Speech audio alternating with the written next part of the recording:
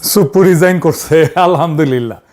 কিন্তু একটা কথা কই, আজকে এই যে সুপ্পু পদত্যাগ করলো, সে তো হাসিনা পলানোর পর 2 বছর ধরে ওই চেয়ারে বসেছিল।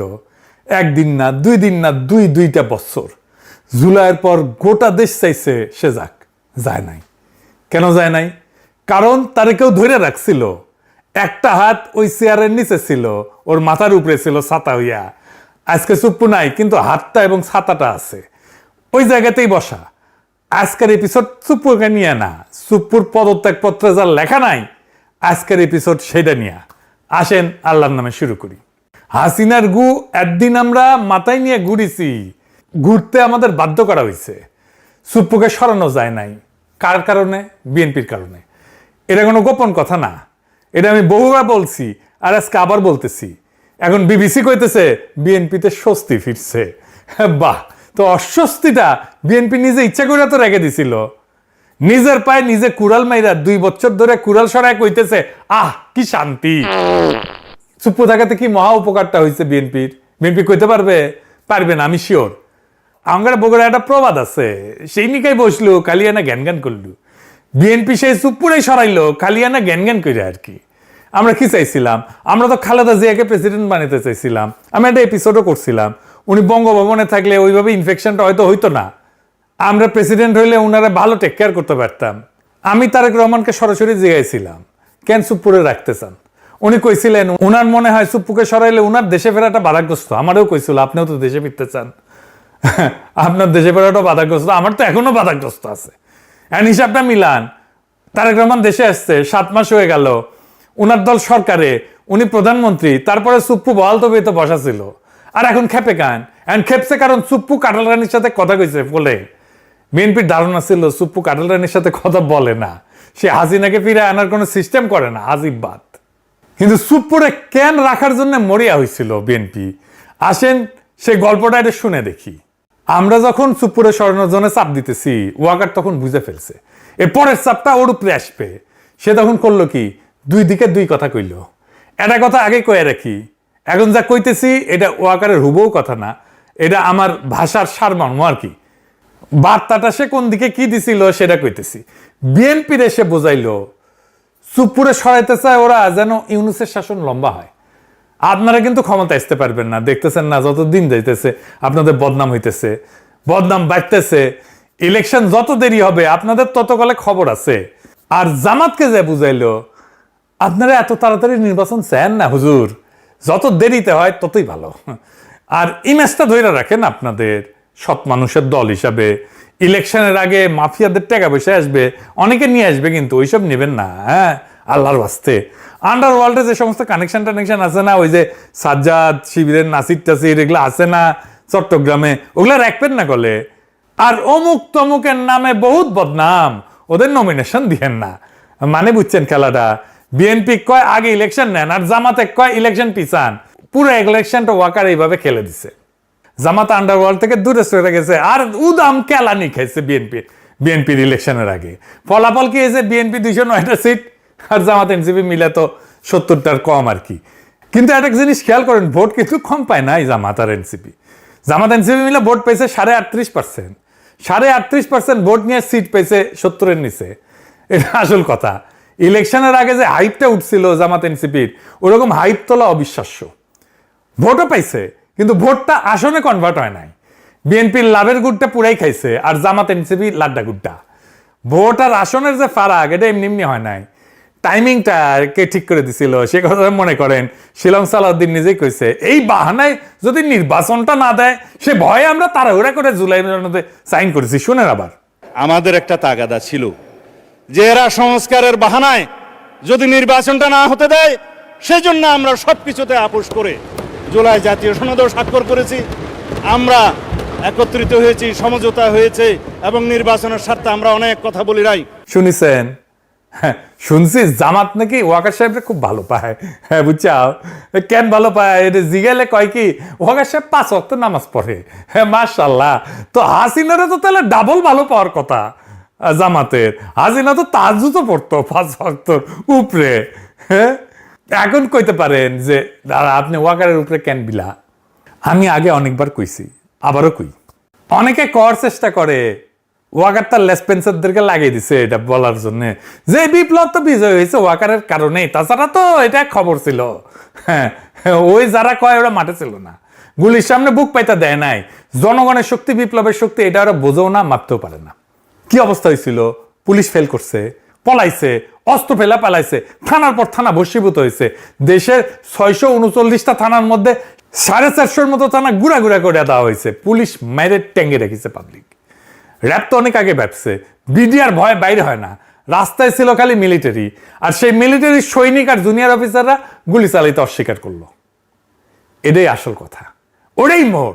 ওয়াকার তখন কি লাভে, তার সামনে বিকল্প কি? সে গিয়া কইছে আপা ভাগেন। যেই মুহূর্তে সৈনিকেরা গুলি করতে অস্বীকার করছে, সেই মুহূর্তে হাসিনার পরাজয়, ওর লাস্ট ডিফেন্স ভেঙে পড়ছে। আর যদি সৈনিক আর জুনিয়র অফিসাররা গুলি চালানো অব্যাহত রাখতো, তাহলে ক্যান্টনমেন্টগুলো থানার মতো তামাতামা হয়ে যেত। ওয়াকারের বিন্দু মাত্র ক্রেডিট নেই। ক্রেডিট আমি দিই সৈনিক আর জুনিয়র অফিসারদের, 100-র উপরে আরো 100% দিই। তাহলে ওয়াকার কি করছে আসলে? আসেন এবার লিস্টটা শোনেন। 1 নাম্বার, হাসিনারে পলায় যেতে দিছে। এখন কইতেছে যে হাসিনার নামে নাকি ইমিগ্রেশন আইনে মামলা হবে ইমিগ্রেশন না করে যাওয়ার জন্য। তো গেছে তো সামরিক বিমানে, ব্যবস্থাটা কে করে দিছে? ওয়াকার তো। তাহলে ওয়াকারের নামে মামলা হবে না কেন? 2 নাম্বার, আওয়ামী লীগার আর খুনি পুলিশ অফিসারদের ক্যান্টনমেন্টে আশ্রয় দিছে না? হাসাও মাহমুদ তো ধরা পড়েছিল, সে পত্রিকায় নিউজ আসছে, সে বিদেশে গেল কেমনে? জেনারেল মুজিব তার জিম্মা থেকে পালায় গেল কেমনে? 3 নাম্বার, প্রফেসর ইউনুসকে আয়নাঘর দেখতে দেয় নাই, জানেন না? 32 নাম্বার ভাঙ্গা দেওয়ার পর বাধ্য হয়ে রাজি হয়েছে ডরে। বাতের রুগীর যেমন আমাবস্যার পূর্ণিমায় ব্যথা জাগে ওঠে না, তো আমাবস্যার পূর্ণিমায় ওনার আপার জন্য, আপা হাসিনার জন্য ওনার মন পোড়ায়, ব্যথা জাগে ওঠে, কিছু একটা করার জন্য হাত নিষ্পিস করে। ও সিইসি হাবিবুল্লাহ আওয়ালের সাথে দেখা করে তারা তত্ত্বাবধায়ক সরকারের প্রধান হওয়ার রিকোয়েস্ট করেছিল ওয়াকার। তার আগে গেছিল প্রধান বিচারপতির কাছে, প্রফেসর ইউনুসের টাইমে যে প্রধান বিচারপতি ছিল। আদালত কইছে, আদালতের রায় তত্ত্বাবধায়ক ব্যবস্থা ফিরে আসলে ইউনুস সরকারকে হটায় একটা তত্ত্বাবধায়ক বানায় তার প্রধান হইতে কইছিল। 5 নাম্বার, আর্মির যে অফিসারদের নামে মানবতা বিরোধী অপরাধের নামে মামলা হয়েছে, ক্যান্টনমেন্টেই রাখছে তাদেরকে। সেখান থেকে মাঝে মাঝে আসে এসি বাসে চাইপা আদালতে। 6 নাম্বার, প্রথম থেকে সে ইনক্লুসিভ ইলেকশনের কথা কয়ে আসছে। ইনক্লুসিভ মানে কি? ইনক্লুসিভ মানে আওয়ামী লীগ সহ, হাসিনা সহ নির্বাচন। এখন বিএনপির অভিযোগ হইতেছে সুপ্পু লন্ডনে গিয়ে শেখ হাসিনার সাথে কথা কইছে, তাই না? এখন বিএনপির মনে হয়েছে যে এমন একটা বিভীষণকে ক্ষমতার কেন্দ্র রেখা তারা নিরাপদ না, ফলে তাকে বিদায় করতে হবে। তাইলে সুপ্পুকে এই প্রথম হাসিনার সঙ্গে কথা কইছে। বিগত 5 আগস্ট থেকে আজ পর্যন্ত সুপ্পু যে বহুবার এই ধরনের তৎপরতা চালাইছে তা অনেকেই জানে। আমরা তখন সতর্ক করছিলাম, কানে দেয়নি বিএনপি। উল্টা বিএনপির একটা অংশ, ওয়াকারের ভাড়াটা বাহিনী, রামপন্থীরা, ওয়াকারের প্রতিবালক সব একসাথে নানা অপপ্রচার চালাইছে। আমরা নাকি অস্থিতিশীলতা করি, আমরা নাকি মববাজ, আমরা নাকি ইউনুস সরকারের ক্ষমতা দীর্ঘায়িত করার চক্রান্তকারী। কারণ ওরা তখন সুপ্পুকে রক্ষা করতে মরিয়া। আর এখন বাস্তবতা হইলো এই প্রক্রিয়ায় সুপ্পুর আশ্রয়দাতা কে? এই সুপ্পুর আশ্রয়দাতা তো ওয়াকার নিজে। ওয়াকারের অনুমোদন এবং সুরক্ষা ছাড়া সুপ্পুর পক্ষে 1 পাও আগানো সম্ভব ছিল না। সুপ্পু নিজেই বলছে ওয়াকার এবং বিএনপি তাকে সমর্থন করছে। এখন নব্য বিএনপি সাজার চেষ্টা করা লোকদের কাছে আমার প্রশ্ন, আপনারা কেন জিজ্ঞেস করতেছেন না সুপ্পু কি আগে শেখ হাসিনার সাথে যোগাযোগ রাখছে? জেনারেল ওয়াকার রাখে নাই? জেনারেল ওয়াকার আর তার বইয়ের ফোন ফরেন্সিক করেন, বাইরে হয়ে যাবে কার কার সাথে কথা বলছে। সুপ্পুর লন্ডন সফরের ব্যবস্থা কে করে দিছে? এটা তো কেউ কাউকে অনুমোদন করতে হয়েছে, ফান্ড দিতে হয়েছে। কে করছে? তো ওইখানে যে কার সাথে আলাপ করছে, কি বার্তা নিয়ে আসছে? এটা কি কোনো গোয়েন্দা সংস্থায় যোগাযোগের খবর রাখছে? যাদের দেখার কথা তারা আদৌ দেখছে? তারেক রহমানকে কি তার গোয়েন্দা সংস্থাগুলো এই বিষয়ে কোনো মেমো দিছে, কোনো ব্রিফিং করছে? ওয়াকার কি করতেছে? চোখ বন্ধ করে আছে। ওয়াকার ওইখানে থাকবে আর সুপ্পুকে সরাবে, কোনো লাভ হবে? কোনো লাভ হবে না। সুপ্পু, ওয়াকার, আওয়ামী লীগ এবং ইন্ডিয়া, এই 4 শক্তির অক্ষয় আজকে বাংলাদেশের রাজনৈতিক অস্থিরতা তৈরির মূল কারিগর। শেখ হাসিনাকে ফিরে আনা, বর্তমান সরকারকে ক্ষমতাচ্যুত করা কিংবা এর সাথে শাসনের মতো কোনো ব্যবস্থা কায়েম করা, একটা মার্শাল ল দেওয়া, সবই নির্ভর করছে এদের পারস্পরিক মেলবন্ধন এবং যোগাযোগের উপরে। হাসিনা যে ডিসেম্বরে ফিরবে বলে ঘোষণা দিয়ে রাখছে, এটা এমনি এমনি দেয় নাই। ওই গঙ্গার পানি এসে বুড়ি গঙ্গায় জমিচ্ছে। এখন বুঝতে পারছে এটা বিএনপি। বিএনপি যখন এই এই বন্যায় ভেসে যাবে, গঙ্গার পানির বন্যায় বুড়িগঙ্গায় আসছে, ওই পানিতে নৌকা চালাবে আওয়ামী লীগ। বিএনপি গলে একই জায়গায় প্রত্যেকবার মারা খায়, এই সেনা প্রধানের জায়গায়। আর সুপ্পু কাণ্ড প্রমাণ করে বিএনপি নেতৃত্বের রাষ্ট্রচিন্তা কত স্থূল প্রকৃতির। দলটা সবসময় এই জায়গায় মারা খায়। ইতিহাসটা দেখেন, এরশাদ বিএনপি তারে সেনাপ্রধান বানাইছিল, তাই না? জিয়া হত্যাকাণ্ডের সাথে যুক্ত ছিল, তারপর কু করে বিএনপি সরকারকে ফেলাই দিল। জেনারেল নাসিমকে বিএনপি সেনাপ্রধান বানাইছিল না? নাসিম কু করতে গেছিল, মানে মঈন সবাই ডিঙায় তারে নিয়ম ভেঙে সেনাপ্রধান বানাইছিল না? মঈন তো তারেক রহমানের মাজা ভেঙে দিল। 3 বার একই জায়গায় একই ভুল, আর এখন ওয়াকার আবার আর এক ভুল। সুপ্পু তো লন্ডনে যায় কেন? তলে তলে কি করছে কে জানে? কথা বলার জন্য ফোন লাগে নাকি? হাতে লেখা চিঠি দিয়েও তো ষড়যন্ত্র করা যায়। এই যে ইন্ডিয়ার রাষ্ট্রদূত এসে যে রিসিভ করলো তারে, সে যে সুপ্পুর হাতে কিছু বুঝে দেয় নাই, এটা কে জানে? এত কইরা কইলাম না, সুপ্পুর তাইলে লাগবেই। সুপ্পু ছাড়া ওদের চলেই না। সুপ্পু ভালো ছেলে, সে কাঁঠাল রানীর সাথে কথা বলে না। হ্যাঁ, দুষ্টু লোকেরা এই সমস্ত বাজে কথা বলে। হ্যাঁ, তাই দুষ্টু লোকেরা এই সমস্ত বাজে কথা বলে, কান নিয়েন না। এবারে সুপ্পুর অসুখটা কি, এটা একটু বুঝে দেখি। এটা আবার ইন্টারেস্টিং একটা ব্যাপার, এটা মানুষের কাজে লাগবে। মানে সুপ্পু পদত্যাগ পত্রে লিখছে, তার অসুখ হচ্ছে অটোনমিক নিউরোপ্যাথি, ইংরেজিতে লিখেছে। এটা বিশাল বড় অসুখ, মাঝে মাঝে জ্ঞান হারাই ফেলে নাকি। ওই চিকিৎসা করতে যাবে, ওই বিদেশে যাবে। শোনান রিতে সাহেব কি কইছে। পরবর্তী পরিকল্পনা চিকিৎসা, উন্নত চিকিৎসা করা দেশে এবং বিদেশে। প্রথমে এইটা। আর স্যার, এটি কি শারীরিক কারণেই পদত্যাগ করলেন স্যার, না পলিটিক্যাল কোনো? অবশ্যই অবশ্যই অবশ্যই শারীরিক কারণেই। শুনেছেন? তবে এই অসুখটা বাংলাদেশের লাখ লাখ মানুষের আছে, তার বেশিরভাগ মানুষই জানে না। যাদের ডায়াবেটিস আছে তারা একটু মন দিয়ে শোনেন, কামে দিবে। ধরেন আমাদের শরীরটা একটা গাড়ি, আর আমাদের স্নায়ুতন্ত্র, নার্ভ, এটা হইতেছে সেই গাড়ির তারের জাল আর নিয়ন্ত্রণ ব্যবস্থা। এই মস্তিষ্ক আর স্পাইনাল কর্ড এদিক দিয়ে শিরদাঁড়ার মধ্যে দিয়ে যেটা গেছে না, সেটা হইতেছে মূল কম্পিউটার। আর সারা শরীরে ছড়ানো স্নায়ুগুলো হইলো এটা লাইন। গাড়িতে 2 রকম ব্যবস্থা থাকে। এক, যেগুলো চালকের হাতে, স্টিয়ারিং ঘোরাইলে গাড়ি ঘোরে, ব্রেক চাপলে থামে, এক্সেলারেটর দিলে ছোটে। শরীরেও তেমন, হাত তুলতে চাইলে হাত ওঠে, কেটে গেলে ব্যথা টের পায়। আর 2 নম্বর আছে যেগুলো চালক শুয়েও দেখে না। যেমন ধরেন ইঞ্জিন গরম হইলে ফ্যান নিজে থেকে চালু হয়ে যায়, ব্যাটারি নিজে থেকে চার্জ হয়, তেল ঠিক মাপে ইঞ্জিনে পৌঁছায়। চালকের কিন্তু এটার কিছুই জানে না, ড্রাইভার এটার কিছুই জানে না, জানার দরকারও নাই। শরীরেও তাই। ঘুমের মধ্যেও হার্ট চলে, তো হার্ট তো বন্ধ হয়ে যায় না, শ্বাস চলে, খাবার হজম হয়, রক্তচাপ ঠিক জায়গায় থাকে। এই যে স্বয়ংক্রিয় ব্যবস্থা, এটার নাম অটোনমিক নার্ভাস সিস্টেম। আর অটোনমিক নিউরোপ্যাথি মানে এই স্বয়ংক্রিয় ব্যবস্থাটা নষ্ট হয়ে গেছে। চালক ঠিকই আছে, স্টিয়ারিং ব্রেক ঠিক করছে, কিন্তু ভেতরে যে অটোমেটিক অংশটা আর সাড়া দিতেছে না। এটা উদাহরণ দিই। ধরেন আপনি যখন শুয়ে থাকেন বা বসেন বা হঠাৎ দাঁড়ায় যান, 3 অবস্থাতে আপনার রক্তচাপ মোটামুটি একই থাকে, তাই না? সুস্থ অবস্থায়। কিভাবে? কারণ দাঁড়ানোর সঙ্গে সঙ্গে মাধ্যাকর্ষণের টানে রক্ত তো পায়ের দিকে নেমে যায়। ঠিক সেই মুহূর্তে এই অটোনমিক নার্ভাস সিস্টেম রক্ত নলীগুলোকে চেপে ধরে, হার্টকার একটু জোরে চালায়, ফলে মাথায় রক্ত পৌঁছাইতে ঘাটতি হয় না। পুরা ব্যাপারটা ঘটে সেকেন্ডের ফ্র্যাকশনের মধ্যে, আপনি টেরও পান না। এই অটোনমিক সিস্টেমটা নষ্ট হয়ে গেলে এই কাজটা আর হয় না। রোগীর দাঁড়াইলে রক্ত পায়ে জমে যায়, রক্তচাপ পড়ে যায়, মাথায় রক্ত কমে যায়, মাথা ঘোরে, চোখে অন্ধকার দেখে, জ্ঞান হারায় ফেলে। ডাক্তারি ভাষায় এটাকে বলে অর্থোস্ট্যাটিক হাইপোটেনশন। আর মজার ব্যাপার হইল, একই রোগী শুয়ে পড়লে উল্টা রক্তচাপ বেড়ে যায়।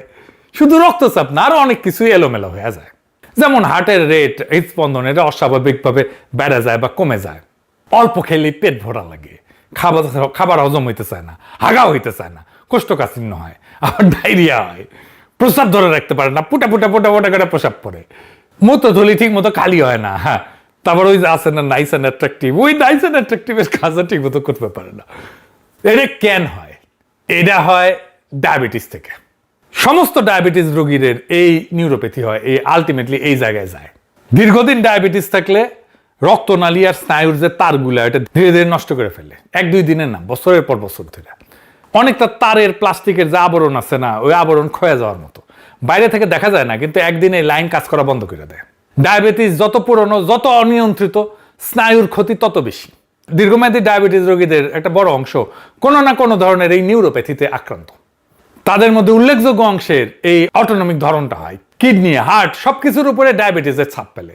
এই সুপ্পুর আর কিছুই হয়নি, এর ডায়াবেটিস হয়েছে, আনকন্ট্রোল ডায়াবেটিস হয়েছে। এর চিকিৎসা সবার আগে ডায়াবেটিস নিয়ন্ত্রণে আনা। এখন সে বিদেশ যাবে চিকিৎসা করতে। ডায়াবেটিস কন্ট্রোল করতে দেশের বাইরে যাওয়া লাগে নাকি রে বেকুব? ভাল শুন, বিদেশের ডাক্তারিতে কি জাদু আছে? বঙ্গভবনের ডাক্তার থাকে 24 ঘন্টা, নার্স থাকে, এত বড় জায়গা, হাঁটার জায়গা আছে, জিম আছে, বাগান আছে, আর সে নিজের ডায়াবেটিস কন্ট্রোল করতে পারে না। চিন্তা করেন, এমন একটা লোক দেশের দায়িত্ব নেয় যে কিনা নিজের খেয়াল নিজে রাখতে পারে না। আর যার ডায়াবেটিস আছে তাদের বলি টেক কেয়ার নিজেকে করতে হয়। ডায়াবেটিস কোনো একক রোগ না, অনেকগুলো রোগের গুচ্ছ। কিন্তু এই রোগ এমন না যে আপনি ভেজিটেবল হয়ে গেছেন। দেখেন, আমার কোনো রোগ দেখতে পান? আমার মেলা রোগ আছে, যাই হোক সেটা অনুযায়ী, কিন্তু দেখতে পাচ্ছেন পান না। এই যে আমার চোখে চশমা, চোখে অসুখ আছে না? আছে তো চশমা ছাড়া আমি তো চোখে দেখি না। কেউ কি বলে আমার চোখের রোগ আছে? কেউ বলে? আপনারা বলেন, আপনাদের অনেকে তো চশমা পড়েন, বলেন না কেন? বলেন না কারণ আমি আমার টেক কেয়ার করতে পারি। কিন্তু যদি এমন হইতো প্রত্যেক সকালে নার্স এসে আমার চোখে চশমা পরায় দেয়, মুছে দেয়, রাতে আবার খুলে দেয়, তারপরে আমি শুইতে যাই, তাইলে আপনি শেষ। যেই রোগের টেক কেয়ার আপনি নিজে করতে পারেন সেটাতে আপনি রোগ বলে মানেনি না, কনসিডারই করেন না। তো ডায়াবেটিসও এরকম, আপনার টেক কেয়ার আপনি নিজে করতে পারলে আপনার এটা রোগী মনে হবে না। যাই হোক, ডায়াবেটিস রোগীরা এটা মাথায় রেখেন। এইবার আসেন পদত্যাগ প্রশ্নে। সুপ্পুর তো গ্রেপ্তারের দাবি উঠেছে। সুপ্পু কইতেছে তারে কে গ্রেপ্তার করে? সংবিধানের 51 ধারা আছে না? শুনেন। কিসের বিচার করবে? আর্টিকেল 51 অফ দি কনস্টিটিউশনে পড়ে যায়, দেখুক। শুনিছেন? বেকল এরশাদের টাইমে 51 ধারা ছিল না? ওরা জেলে নিছি না আমরা? এই 51 ধারার রক্ষাক অবস্থা কাজ করে যতক্ষণ সে রাষ্ট্রপতির পদে আছে। পদটা ছাড়লে ওই ছাতাটা মাথার উপরে আর থাকে না। ওর নামে 2 টাকা ফাইন উঠেছে, এরপরে ওই জেলে যাবি। আমরা তো সুপ্পুর উপর প্রতিশোধ নিতেছি না। সুপ্পু কি ছিল? সুপ্পু ছিল শেখ হাসিনার মনোনীত রাষ্ট্রপতি এবং জুলাই গণঅভ্যুত্থানের পর পুরনো রাষ্ট্রের সাংবিধানিক ধারাবাহিকতা রক্ষার কেন্দ্রীয় চরিত্রদের একজন। সুপ্পু তো নিজেই সাক্ষাৎকারে বলছে তার গুরুত্বপূর্ণ ভূমিকার কথা, নিজেই ফাঁস করে দিছে। তার বক্তব্য অনুযায়ী 5 আগস্টের পর 3 বাহিনীর প্রধান এবং বিএনপির নেতারা তাকে সাংবিধানিক ধারাবাহিকতা রক্ষায় সহায়তা করছে। বলছে না? 3 বাহিনীর প্রধান তাকে বলছে যে তিনি সশস্ত্র বাহিনীর সর্বাধিনায়ক। তার পরাজয় মানে সশস্ত্র বাহিনীর পরাজয়। সে এই কথাটা বলছে পুরনো সংবিধানের অধীনে নতুন সরকার গঠনের ন্যায্যতা হিসেবে। এই বক্তব্যের রাজনৈতিক তাৎপর্য কিন্তু ভয়াবহ। 5 আগস্ট জনগণ শেখ হাসিনার শাসনের বৈধতা ভেঙে দিছে। জনগণ তখন শুধু একটা সরকার সরায়নি, তারা রাষ্ট্রের প্রচলিত ক্ষমতা ব্যবস্থার বিরুদ্ধে নিজেদের সার্বভৌম ক্ষমতা হাজির করছে। সার্বভৌম ক্ষমতা, সেটা সবার উপরে, সবার উপরে, সংবিধানের উপরে, রাষ্ট্রের উপরে। অথচ সেই মুহূর্তে জনগণের শক্তিকে নতুন রাষ্ট্র গড়ার পথে নেওয়ার বদলে রাষ্ট্রপতি 3 বাহিনীর নেতৃত্বে পুরনো রাষ্ট্রযন্ত্র এবং বড় রাজনৈতিক দল বিএনপি মিলে সাংবিধানিক ধারাবাহিকতা রক্ষাকে প্রধান কাজ বানাইছে। সাংবিধানিক ধারাবাহিকতা কথাটা শুনতে খুব নিরীহ লাগে, খুব মজা লাগে, খুব সুন্দর লাগে, খুব শুদ্ধ লাগে। বাস্তবে এটার অর্থ ছিল শেখ হাসিনা চলে গেলেও যেন শেখ হাসিনাকে, যে ব্যবস্থা শেখ হাসিনাকে বানাইছে সেই রাষ্ট্র ব্যবস্থা যেন অক্ষত থাকে। জনগণ শাসক সরাইতে পারবে কিন্তু রাষ্ট্রের ভিত্তি বদলাইতে পারবে না। গণঅভ্যুত্থান সরকার বদলাবে কিন্তু ক্ষমতার উৎস হবে না। পুরনো সংবিধান, পুরনো আমলাতন্ত্র, পুরনো আদালত, পুরনো রাষ্ট্র, পুরনো নিরাপত্তা কাঠামো, পুরনো অর্থনৈতিক স্বার্থগোষ্ঠী, পুরনো বন্দোবস্ত, এরাই শেষ কথা বলবে। এই অর্থে সুপ্পুর বিচারের দাবি শুধু প্রতিশোধের দাবি না, এটা গণঅভ্যুত্থান নস্যাৎ করার রাজনৈতিক প্রক্রিয়ার বিচারের দাবি। কিন্তু একটা লোকরে ধইরা বিচার শেষ কইরা দিলে চলবে না। প্রশ্নটা লোকের না, প্রশ্নটা প্রক্রিয়ার।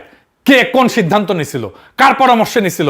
5 আগস্ট রাতে বঙ্গভবনে কারা বসছিল, ওখানে কি কথা হয়েছিল, কে কারে কথা দিছিল, নতুন গঠনতন্ত্রের রাস্তাটা কে বন্ধ করে দিছিল, আর ওইটা বন্ধ করে কার কি লাভ হইল?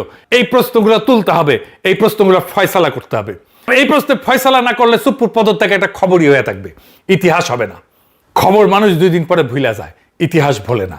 আর যতদিন এই প্রশ্নগুলোর জবাব না আসতেছে ততদিন কাঠামোটা ওইখানেই খাড়ায় আছে। কাঠামো ঠিক থাকলে খালি চরিত্র বদলায়, নাটক বদলায় না। কালকে সুপ্পুর জায়গায় আরেকজন এসে বসবে, আপনি তার নামও জানেন না, কিন্তু কাজটা হুবহু সে একই করবে।